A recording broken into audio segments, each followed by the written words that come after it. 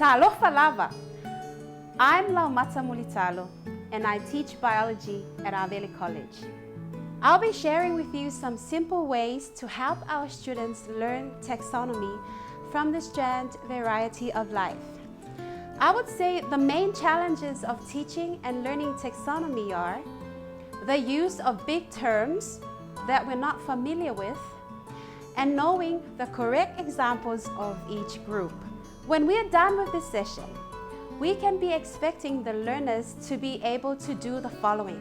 1. State the order of biological classification. 2. Identify phyla in the animal kingdom. 3. Identify organisms belonging to the different categories. 4. Apply the rules of binomial system to naming local organisms. Now, before anything else, it's always good to know a little bit of background on a topic. Let's check out a short video by Sophie Georgieva on the life of Carl Linnaeus, aka the father of taxonomy, who came up with this. Carl Linnaeus was born on May 23, 1707. He was a Swedish scientist who laid the foundations of modern taxonomy, the science of identifying, naming and classifying organisms. In 1732, Linnaeus was awarded funding for a long-planned journey to Lapland. In the harsh northern land, he traveled about 2,000 kilometers. He discovered over 100 species of plants, unknown to science, collected samples of minerals, observed and described birds. In 1735, with the support of various scientists, who estimated highly his ideas, Carl Linnaeus published the famous pamphlet, Systema Naturae, one of his major works. It contains 12 pages. It was the first edition of his classification of life forms. Carl Linnaeus was one of the first to describe, arrange, and give scientific names of the living things.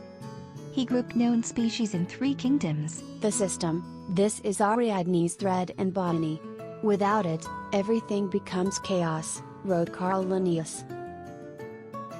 Animals, for instance, he represented on 2 pages, in 6 columns, each one named after one of Linnaeus' classes. Besides these 6 classes, Linnaeus set off half a column for the so-called paradoxes, which included mythical animals like the unicorn, the griffin, the phoenix, the dragon, etc. The classification system of Linnaeus of animal and plant kingdom is still used today. Grouping is made up of units called taxon. The grouping of organisms is based on these common features and differences. Each subsequent taxon of species shows a larger volume than the previous one.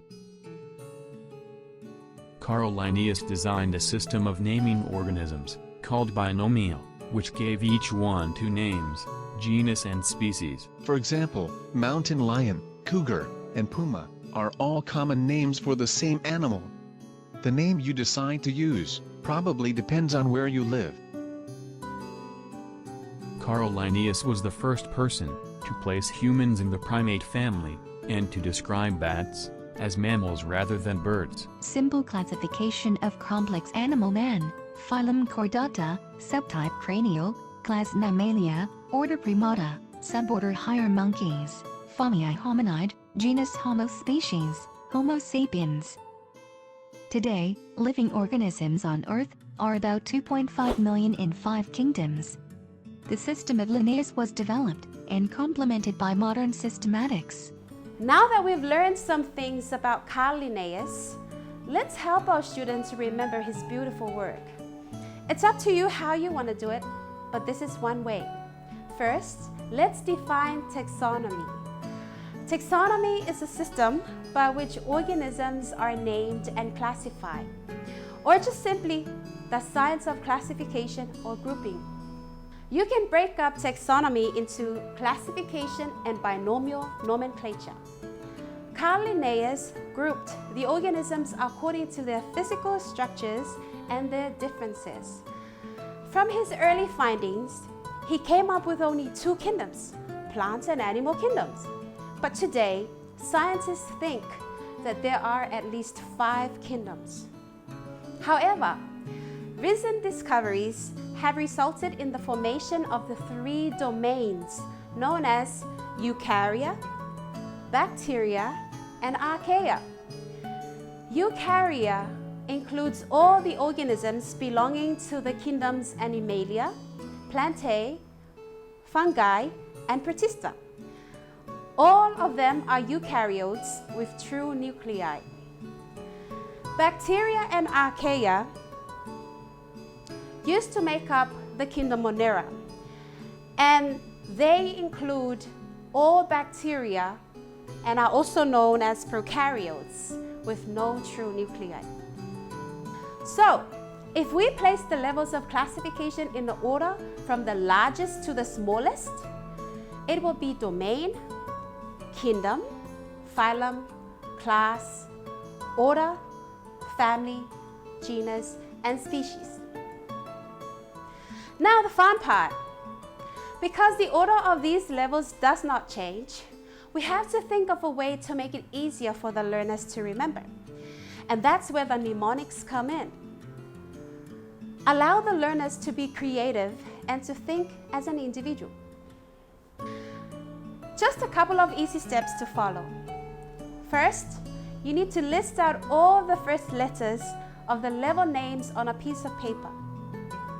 Now, with your thinking caps on, come up with words that will start with those letters to form a sentence that will make sense. Maybe funny, but most importantly, will help you remember the order of the levels of classification for the rest of your lives. Now, I want to share with you a couple of examples of mnemonics. I got this one example from the internet, and it goes, "Dear Katie, please come over for great snacks." Another example my class and I came up with is, "Dear Kingepalangi Carol, over fiamo for Samoa." But remember, a mnemonic is a tool to help you remember. So please, make sure you tell your students not to write any of their mnemonics as their answer in a test or exam. For the second part of classification, it's important that the students are familiar with the different phyla in the animal kingdom. Know at least 3 characteristics of each phylum, and know at least 3 examples of each phylum. Now with this one, we can use it to test their prior knowledge. Put your hands up.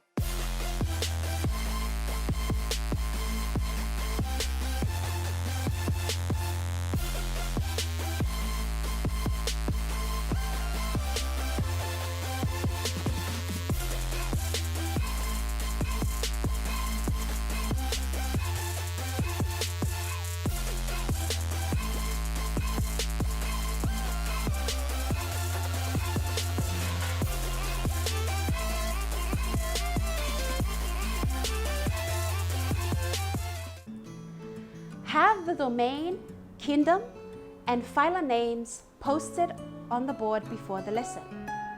Then get the students to pick cards with the names of the different organisms belonging to the animal kingdom and post them under the correct headings on the board as shown in the short clip.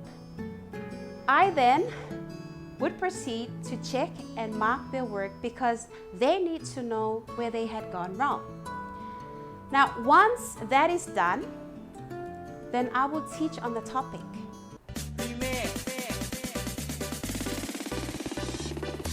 You know I'm gonna get